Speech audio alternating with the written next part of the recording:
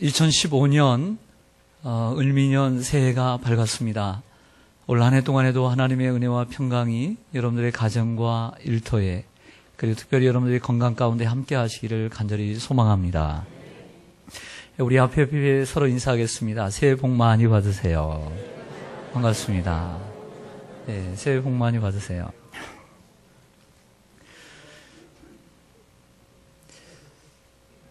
저는 새해 첫 주일, 매년마다 첫 주일이면 우리 교회의 표어를 가지고 저희 목회의 방향을 지시하고 또 여러분들이 거기에 함께 동참해 주기를 원하는 이러한 설교를 하고 있습니다.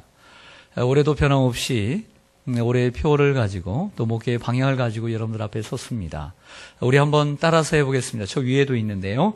평신도를 동역자로 세우는 교회. 예, 다시 한번 따라서 합니다. 평신도를 동역자로 세우는 교회. 네, 이것이 올해 우리의 표어입니다. 교회가 부흥하에 가면서 1세기, 2세기 부흥에 가면서 교회가 조직화되어 갔는데요. 조직화되어 가면서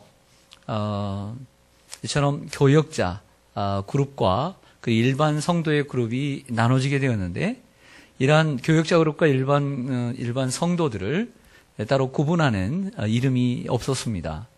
여기 보면 평신도라고 얘기를 하는데, 이 평신도라고 하는 단어가 바로 교역자와 일반 성도들을 구분하는 단어가 되었죠. 그러나 이러한 평신도라고 하는 이러한 단어는 이 성경 어디에 찾아봐도 찾을 수가 없습니다. 성도는 찾지만 평신도는 찾을 수가 없는 거죠.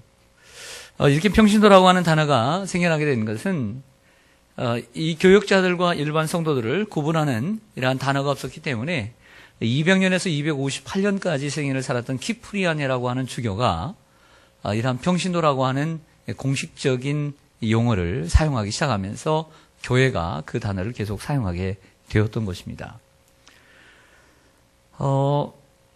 교회 안에는 이러한 평신도가 99% 있습니다. 그리고 교역자는 1%죠. 과거의 평신도들은 교회의 주체가 될 수가 없었습니다. 과거의 천주교회는 성도들에게 성경을 주지 않았습니다. 그리고 주교들만, 또 신부들만 성경을 가지고 있었죠. 혹 그들에게 성경이 주어진다 할지라도 그들이 알지 못하는 헬라어 히브리어를 어떻게 읽을 수 있겠습니까? 종교개혁이 일어나면서 마틴 루터가 독일어로 성경을 번역하면서 성도들에게 성경을 읽을 수 있는 권한을 주었습니다. 무려 1500년 동안 하나님의 말씀은 이렇게 전파되었어요. 그러므로 천주교회에 있어서 성도들, 평신도들은 교회의 주체가 아닌 객체였습니다. 이에 대항하여서 반항해서 생긴 것이 바로 프로테스탄트, 개신교회입니다. 당연히 개신교회는 이러한 평신도를 교회의 객체가 아닌 주체로, 그리고 잠자는 성도가 아닌 엄청난 저력을 가진 믿음의 거인으로 세우고자 노력했어야 함에도 불구하고 지난 500년 동안 천주교회와 별반 다르지 않은 노선을 걸어왔던 것이 사실입니다. 개신교회의 많은 교육자들이 겉으로는 만인 제사장설을 강조하고 그렇게 고백하고 그렇게 설교하지만 속으로는 자기들만이 구약시대의 제사장이나 된 것처럼 행동한 것을 부인할 수 없습니다. 그러다 보니 교육자들과 평신도들 사이에 구분이 생겨나게 되었고, 이러한 구분은 평신도들에게 신앙생활과 사회생활을 따로 생각하는 이원론적 사고를 주입하게 되었습니다. 이러한 평신도들을 교회의 주체로, 그리고 이 땅에 하나님의 나라를 실현해가는 주체로 세우고자 노력한 이러한 가운데 하나가 바로 제자훈련이었습니다. 평신도가 깨어있어야 교회가 살고, 평신도가 깨어있어야 이 땅에 하나님의 나라가 실현되기 때문입니다. 평신도는 다시 깨어나야 합니다. 교역자에 대해서 한번 생각해 보겠습니다. 저 같은 교역자, 사실 교역자나 여러분들이나 평신도나 신분상의 차이는 조금도 존재하지 않습니다. 왜냐하면 우린 모두 다 제사장이기 때문입니다. 하지만 우리의 직분과 사역에 있어서는 차이가 있습니다. 종교개혁자 마틴 루터는 말하기를 하나님의 특별한 명령으로 어떤 봉사가 하나의 직분으로 바뀔 수 있다는 점에서 목사의 직분은 다른 것과 확실히 구별된다고 말했습니다. 종교개혁자 칼빈은 목사의 권위를 불편한 권위라는 말로 표현하고 있는데, 그것은 목사의 권위가 높아지는 권위가 아니라 속박된 권위이기 때문이라고 얘기합니다. 속박된 권위라고 하는 뜻은 목사는, 그리고 교역자들은 하나님이 아니라는 것입니다. 연약한 사람이라는 것입니다. 그럼에도 불구하고 목사와 교역자들은 함부로 취급당해서는 안 되는 신성한 권위를 갖는다고 이야기하면서 이렇게 얘기합니다. 그들은 비록 연약한 사람이지만 하나님께 보냄받은 사람들이다 라고 얘기합니다. 종종 성도들은 교역자들을 가리켜서 몇 년 있다가 떠나갈 사람이라고 생각들 합니다. 맞는 말입니다. 실제 그렇게 합니다. 하지만 교역자들을 그렇게만 바라본다면 여러분들에게는 유익이 없을 것입니다. 그러나 진실한 교역자, 하나님께 붙들림 받은 교역자가 들어오면 교회는 변화됩니다. 한 사람의 지도자가 얼마나 중요한지 알아야 합니다. 우리는 교역자 한 사람 한 사람을 소중히 여기고 존중히 여기며 따르며 순종하며 그리고 동역해야 합니다. 교역자 한 사람 한 사람이 들어왔을 때 그냥 있다가 갈 사람, 곧 사라질 사람이라고 생각한다면 여러분들의 영혼을 어떻게 그 사람에게 맡길 수 있겠습니까? 그러나 분명한 것은 바른 교역자 한 사람이 들어온다면 그가 섬기는 교회가 변화될 것이고 그가 섬기는 이 성도들이 변화될 줄로 믿습니다. 어떤 교역자를 원하십니까? 초대교회 때도 이처럼 교역자 그룹들이 있었음을 볼 수 있습니다. 오늘 11절을 보시죠. 그가 어떤 사람은 사도로, 어떤 사람은 선지자로, 어떤 사람은 복음 전하는 자로, 어떤 사람은 목사와 교사로 삼으셨으니 이는 성도를 온전하게 하며 봉사일을 하게 하며 그리스도의 몸을 세우려 하심이라. 1세기 초대교회 당시에 교역자의 그룹은 사도, 선지자, 복음 전하는 자, 목사와 교사들이 있었습니다. 교사들은 목사와 한 그룹 속에 목사를 가리켜서 교사라고 부릅니다. 그들을 세우신 목적을 12절에 얘기하는데 이렇게 얘기합니다. 세 가지로 얘기합니다. 첫째, 성도를 온전케 하며, 둘째, 그들에게 봉사일을 하게 하며, 셋째, 그리스도의 몸을 세우려 하심이라.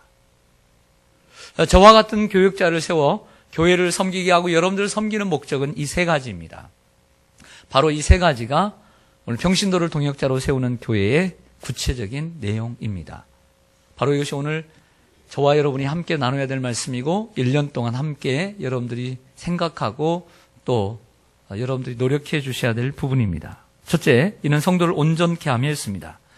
교역자의 목적은, 존재 목적은 여러분들 성도 한 사람 한 사람을 온전한 그리스도인으로 세우는 데 있는 줄로 믿습니다. 사복음서 속에서는 예수님께서 제자들이라고 하는 단어를 많이 사용했습니다. 그리고 제자들이라는 말을 복음서 기자들은 사용했습니다. 그러나 바울 서신으로 넘어오면서 제자라고 하는 단어가 사라졌습니다. 그 제자라고 하는 단어를 바울은 온전하다라고 하는 단어로 사용하고 있는 거예요. 그러면 여기에 온전한 성도를 온전하게 한다는 것은 성도를 예수 그리스도의 온전한 제자로 세운다는 말과 동일한 단어입니다. 20세기 후반의 한국교회, 1950년대 한국교회의 모토는 교회 성장이었습니다. 맥가브란의 교회 성장학자를 통해서 한국교회에 파급된 교회 성장의 그러한 놀라운 물결은 여기저기서 교회 성장했습니다. 그래서 60년대, 70년대, 80년대까지 우리 한국교회는 엄청난 성장을 이루었습니다. 한 자리에 100만 명이 모이는 전도 집회가 이루어지기도 했습니다.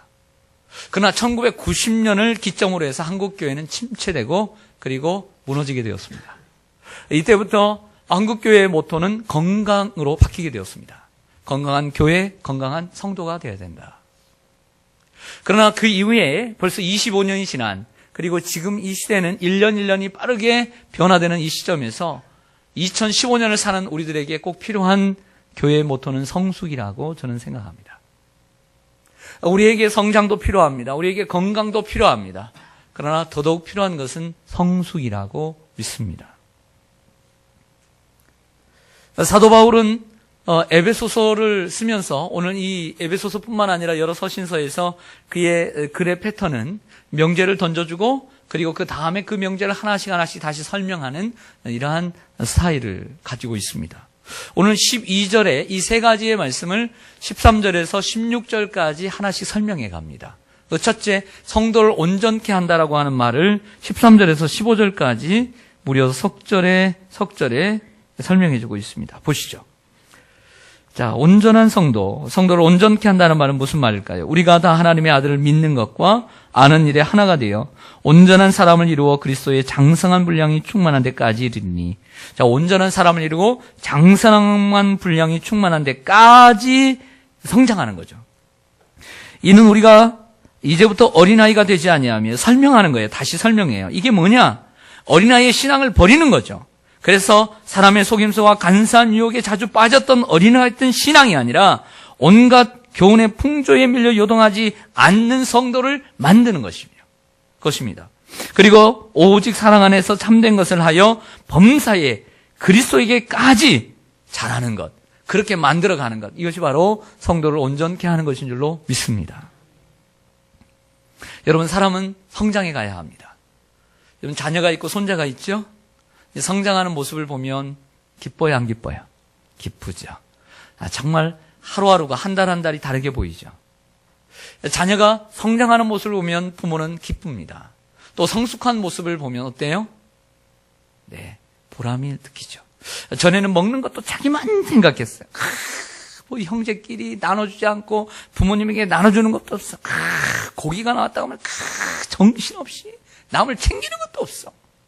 그런데 나이가 들면서 엄마도 드세요. 할머니도 드세요. 형도 먹어. 하면 어때요? 성숙한 모습이죠. 그전에는 돈을 함부로 막 썼어요. 그러나 돈의 소중함을 알고 돈을 버는 것보다 돈을 관리하는 소중함, 그리고 돈을 쓰는 그 소중함을 알게 되었다 하면 얼마나 성숙한 모습이겠습니까? 그런 모습을 보면서 부모는 만족을 느끼는 거죠. 보람을 느끼는 거예요. 성도들이 5년, 10년, 20년 신앙생활 하는데 성장도 없고 성숙도 없다면 속 터지는 일이죠. 그러나 성도들이 변화되고 성장하고 그리고 성숙한 모습으로 한 해 한 해 변해가는 모습을 보면 하나님과 목회자들이 또 장로님들이요 교회 어른들이 보면서 얼마나 보람있고 기쁨이 넘치겠습니까? 할렐루야. 이러한 성장과 성숙을 이루기 위해서는 몇 가지 필요합니다. 그 가운데 첫 번째는 팁을 드린다면 교회 예배와 모임에 열심히 참석해야 합니다. 다시 하겠습니다. 예배와 모임에 열심히 참석하자. 예배에 여러분처럼 모인다라고 하는 것은 여러분들의 마음속에 하나님을 경외하는 마음이 있다는 거예요. 하나님을 경외하기 때문에 이 자리에 모이는 거죠. 그리고 예배 시간에 하나님의 말씀이 선포되는 시간입니다. 하나님의 말씀은 그냥 주먹구구식으로 선포되는 것이 아니라 목회자를 통해서 여러분들의 영적인 상태에 맞춰 계획되어진 설교라고 하는 것을 기억해야 합니다. 여러분들이 때로는 먹고 싶지 않아도 여러분들의 영적인 상태에 맞게 영양분이 필요하기 때문에 여러분들에게 맞는 입에는 쓰지만 여러분들에게 필요한 설교가 계획되어서 여러분들에게 선포되고 있다는 사실을 기억해야 합니다. 그뿐만 아니라 여러분들의 신앙과 성숙을 위해서 교회는 여러 모습으로 여러분들에게 다가갑니다. 매일 새벽 예배 시간에는 성경을 계속해서 창세기부터 요한계시록까지, 수요일 날은 성경을 가지고 구체적으로 공부를 여러분들에게 시킵니다.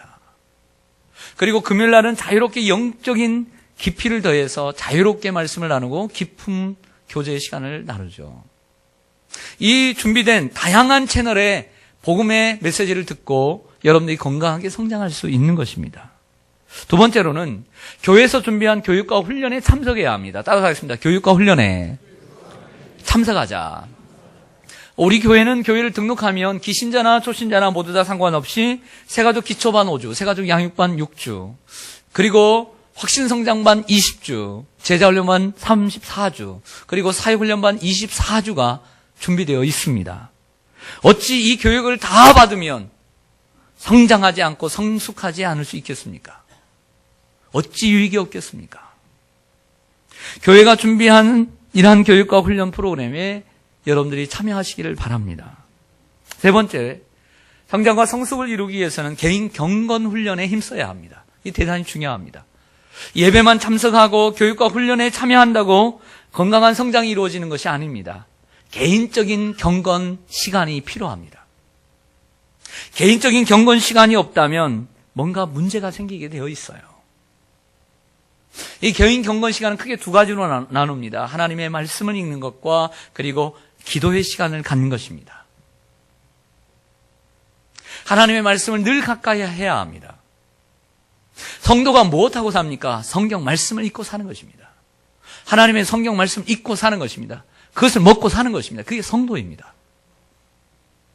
그리고 성도는 영혼의 호흡인 기도를 통해서 매일매일 하나님과 동행하는 삶을 살아야 합니다. 그 두 가지가 안 되면 기본이 안 되어 있는 것입니다. 지난주 수요일이 12월 31일이었습니다. 한 해의 마지막 날이죠. 여러분으로부터 문자가 왔어요. 목사님 감사합니다.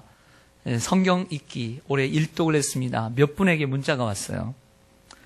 그런데 그중에 한 안수 집사님으로부터 이런 문자가 왔습니다. 올해 목사님 덕분에 성경 일독하였습니다. 매 일독해야지 하면서 조금 가다 실패하였는데 올해는 성공하였습니다. 목사님께서 좋은 목회로 인도하심에 감사합니다. 세상 것들은 이룬 것보다 아쉬움이 많은데 그래도 성경 일독을 하였다는 뿌듯함이 있어서 감사합니다. 몸 건강하시고 건전한 목회를 하실 수 있도록 기도드리겠습니다. 요즘 얼마나 건전한 목회를 안 하는 목사들이 많으면 이 생소한 단어인 건전한 목회를 하라는, 그래서 제가 도전을 받았어요. 건전한 목회 하겠습니다. 네.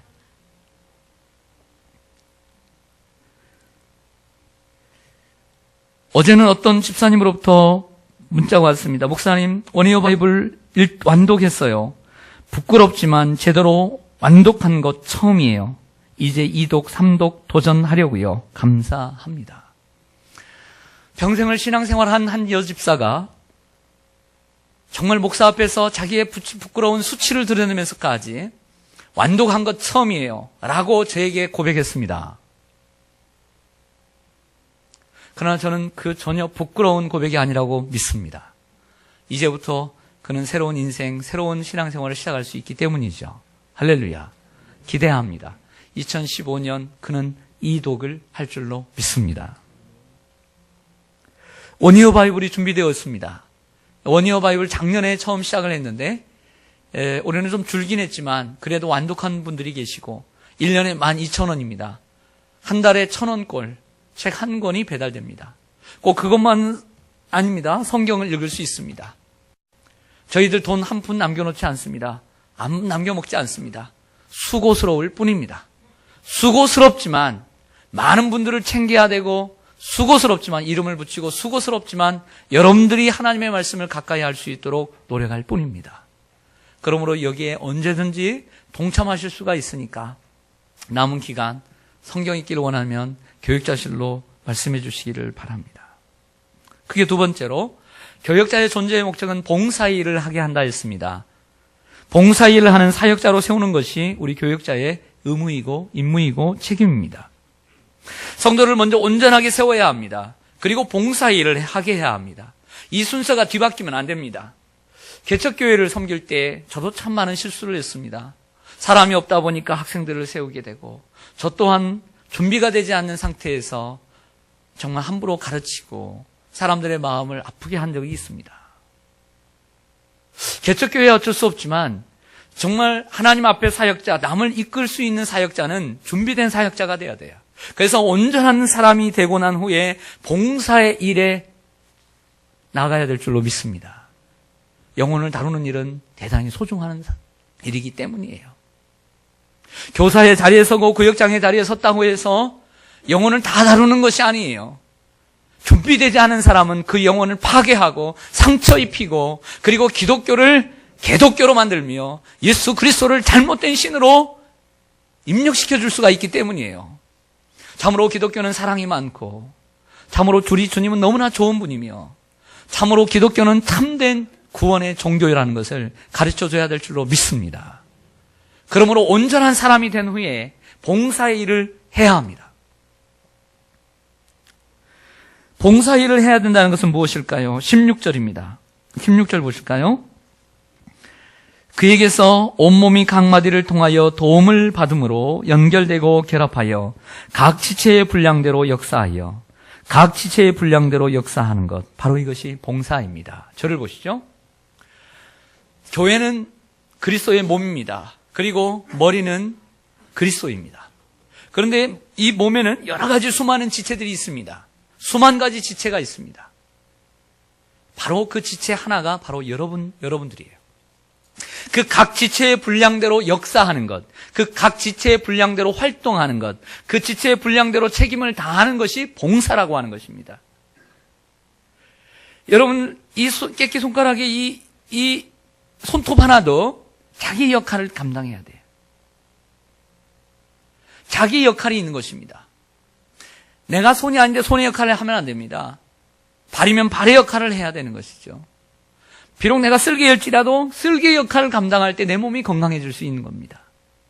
나에게 주어진 역할, 나에게 주신 주님께서 주신 그 재능을 내가 잘 감당할 때 그것이 바로 봉사인 줄로 믿습니다. 봉사는 혼자 하는 것이 아닙니다. 교회는 그리스도의 몸이요 우리는 그 몸의 각 지체이기 때문이죠. 각 지체의 분량대로 역사하는 것, 그것이 바로 봉사입니다. 자, 여러분들 추운 겨울철입니다. 몸은 찌뿌둥하고 요즘 운동을 못 해가지고 체육공원에 가서 좀 1시간 좀 돌고 와야 되겠다 생각을 했습니다. 그리고 옷을 주워 입는데 이게 웬일입니까? 머리가 아픕니다.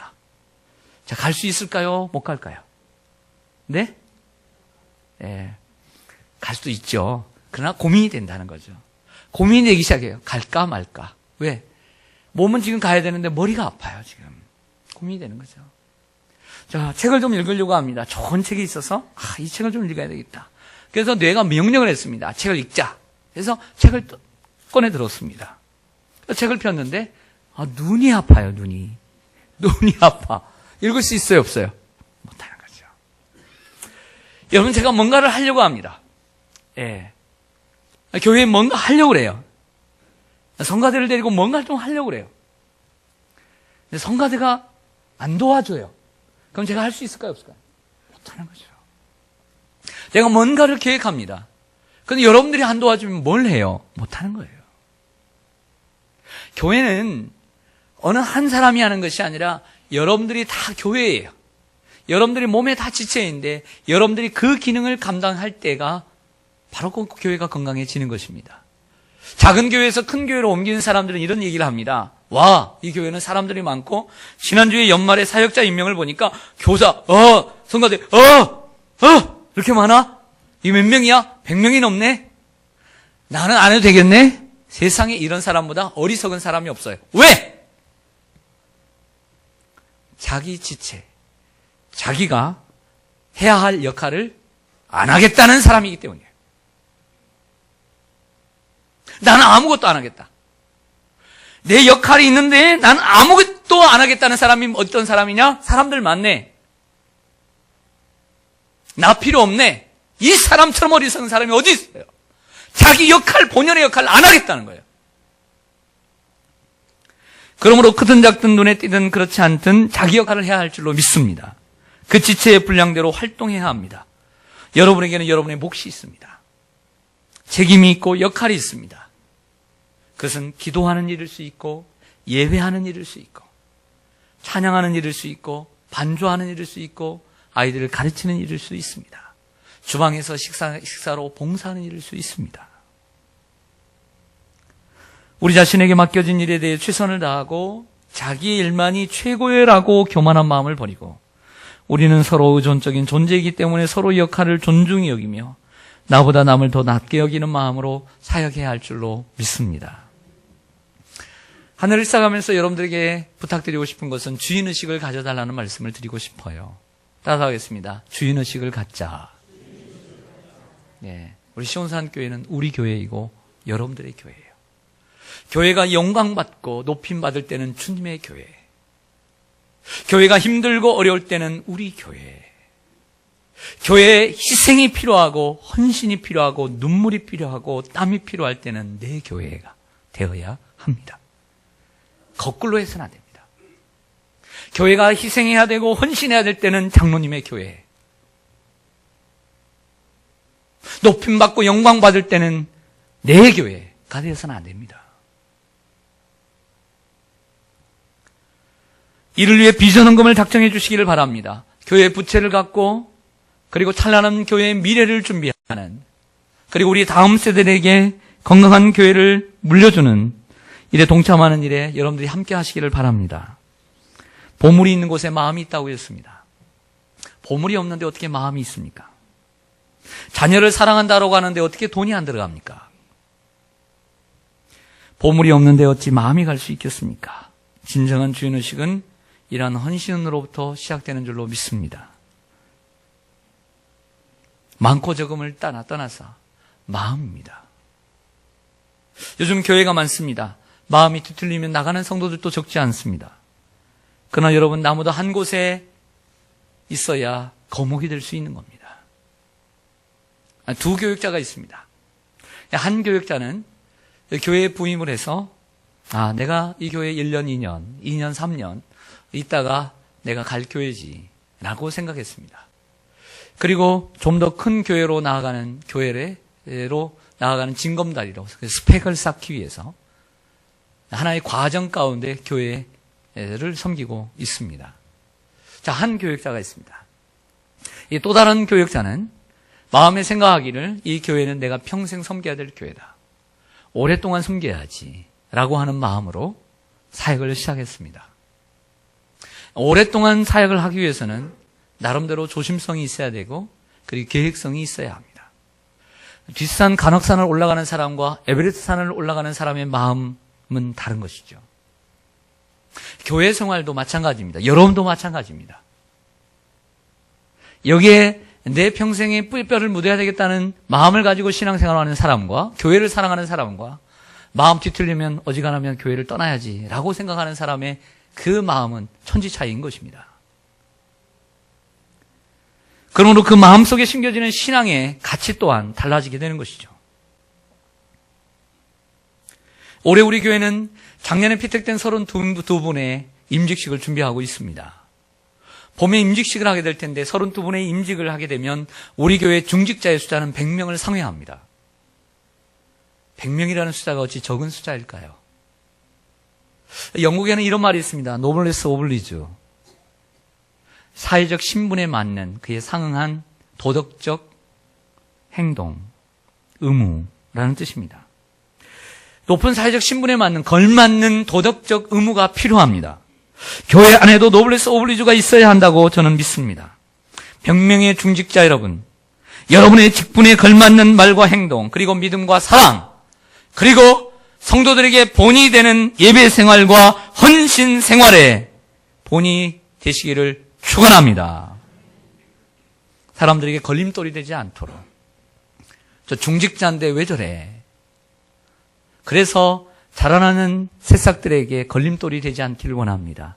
도리어, 저 중직자, 내가 정말 본받고 싶은 중직자, 이런 마음이 되어서 여러분 한 사람이 중직으로 여러분들의 걸맞는 신분에 맞는 영향력을 끼치기를 주님의 이름으로 간절히 축원합니다.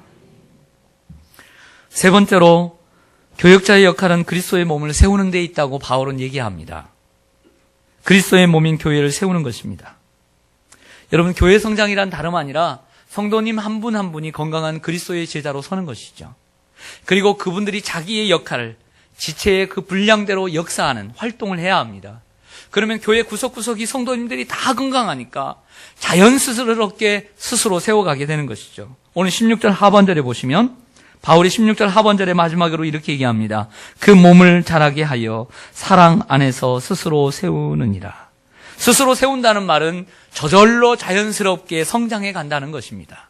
인위적으로 이렇게 해야지, 저렇게 해야지, 나무를 갖다가 이렇게 삐뚤게 해가지고 이렇게 막대를 넣어가지고 이렇게 쇠로 해가지고 반듯하게 자라게 해야지, 이렇게 인위적이 아니라 자연스럽게 스스로 교회가 건강하게 세워져 가는 줄로 믿습니다. 건강한 교회는 건물을 세웠다고 되는 것이 아니라 구성원 성도님 한 분 한 분이 건강해져야 될 줄로 믿습니다. 이렇게 그리스도의 몸인 교회가 건강하게 세워질 때 이것을 가리켜서 참다운 부흥이라고 말할 수 있습니다. 자, 마지막으로 우리 교회가 우리 장로님들과 함께 상의를 해서 올해 변화되는 것은 많지는 않지만 한 가지 변화되는 것이 있어서 말씀을 드립니다. 한 가지 변화되는 것은 헌금 드리는 방식이 변화됩니다. 기존의 방식은 여기 있는 이 헌금함을 찬송을 부르면서 돌리면서 헌금을 수전을 했습니다. 그러나 새로운 방식은 들어오면서 자유롭게 헌금을 하고 들어옵니다. 이런 방식으로 바뀌게 됩니다. 기존의 방식은 유익한 점이 많이 있습니다. 성도들의 헌금을 연을 강화하고 헌신하는 성도로 세우는데 유익한 점이 있습니다. 그리고 생각보다 헌금이 조금 더 나올 수 있습니다. 내 앞에 지나가니까. 그리고 은혜로운 설교를 듣거나 혹은 결단하는 설교를 듣고 마음은 없었는데 지갑이 열려서 헌금을 더 할 수도 있습니다. 하지만 이 기존 방식에는 조금의 문제점도 없지 않아 있습니다. 헌금함이 내 앞에 지나가므로 마음은 없고 그리고 그렇게 물질을 줄 마음도 없지만 생색을 내기 위해서 빨간색이 파란색으로 바뀌게 되고 또 파란색이 또 때로는 흰색으로 바뀌게 되는 이러한 놀라운 역사가 있기도 하지만 그것은 하나님이 진정 보실 때의 아름다운 헌신인가를 생각해 보게 됩니다. 하나님이 진정 받으시는 예물은 고린도 후서 9장 7절 말씀처럼 각각 그 마음에 정한 대로 할 것이요 인색함으로나 억지로 하지 말지니 하나님은 즐겨내는 자를 사랑하시느니라. 그리고 성경의 가르침은 그 주일을 준비하면서 준비된 헌금을 하나님 앞에 드리라고 말씀하고 있습니다. 그러므로 하나님이 진정 받으시는 예물이 되기 위해서 또 경제가 어렵고 부채가 많고 특별히 우리 지역사회에는 새로운 가족들이 올 때에도 경제적으로 많은 어려움을 가지고 있는 성도들이 있기 때문입니다. 새로운 방식으로 바꾸는 방법의 목적은 오직 한 가지입니다. 새가족 정착입니다. 새가족들도 은혜를 받고 다니다 보면 헌금을 하게 되지만 헌금의 부담을 갖고 생활을 하다 보면 문제가 생깁니다. 오늘 교회를 나가야 되겠지라고 하지만 믿음이 없기 때문에 또 헌금도 없기 때문에 때로는 부담이 되어서 한 번, 두 번 교회를 거르다 보면 신앙도 들어가지 않을 뿐만 아니라 교회 정착에 문제가 생기게 되는 것입니다. 오지도 않는데 무슨 정착이 있을 수 있겠습니까? 그래서 우리 주변에는 참으로 어려운 이들이 많이 있습니다. 제가들도 차츰 은혜를 받으면 한 달에 한 번씩이라도 헌금을 하게 되리라고 확신합니다. 헌금의 부담을 갖지 않으면 주일 출석을 거르지 않을 것이고 언제든지 마음만 있어도 와서 하나님께 마음을 토로하고 예배를 드리고 은혜를 받고 돌아갈 줄로 믿습니다. 그리고 신앙이 성장하면서 교회에 정착하고 헌신하는 성도로 성장해 가리라고 기대합니다. 기존 방식을 사용할 때보다 새가족의 정착률이 상승할 것으로 보입니다. 다만 헌금 방법의 변화로 초기에는 헌금이 줄어들 수 있다고 생각합니다. 특별히 주일 헌금이 매주 50만 원씩 나오는데 적은 숫자는 아닐 것입니다. 줄어들 수는 있지만 저는 분명히 믿는 것은 우리 기존 성도님들은 기존의 주일 헌금과 그리고 여러 헌금을 그대로 해 주실 것을 저는 기대합니다. 그리고 어려울수록 더 많이 하시고 그리고 우리 교회를 위해서 헌신해 주실 것을 믿습니다. 그리고 새가족들이 드리는 헌금은 기존 성도님들이 드리는 헌금에 비해서는 정말 미미한 액수라고 생각해요. 그래서 큰 어려움 없이 이러한 헌금의 문제를 해결하리라고 믿습니다. 여러분들 혹 생각이 다를지라도 저희의 목회의 방침, 오직 새로운 성도님들이 신앙의 정착을 위해서 여러분들이 함께 마음을 모아주시기를 부탁을 드리겠습니다. 그래서 1, 2개월 동안 준비 과정을 통해서 2월이나 3월에 시작을 하게 될 것입니다. 미리미리 그 디데이를 정해놓고 여러분들에게 광고를 드릴 테니까 여러분들이 협조해 주시면 고맙겠습니다. 말씀을 정리하겠습니다. 올해 2015년 우리 교회 위에 있는 것처럼 말씀의 표어는 평신도를 동역자로 세우는 교회입니다. 여기에 맞는 말씀은 성경 구절은 에베소서 4장 12절입니다. 교회를 목사와 교사로 삼으신 이유는 성도를 첫째 온전한 그리스도인으로 세우고 그리고 더 나아가 그들을 봉사할 수 있는 사역자로 세우는 것이고 이를 통해서 그리스도의 몸된 교회가 저절로 자연적으로 부흥하고 성장하는 일인 줄로 믿습니다. 여러분들이 교회의 주체가 되어주시고 또 세상을 변화시키는 이 땅에 하나님의 나라를 가져오는 주체로서 살아가는 복된 한 해가 되기를 간절히 소망합니다. 기도하겠습니다.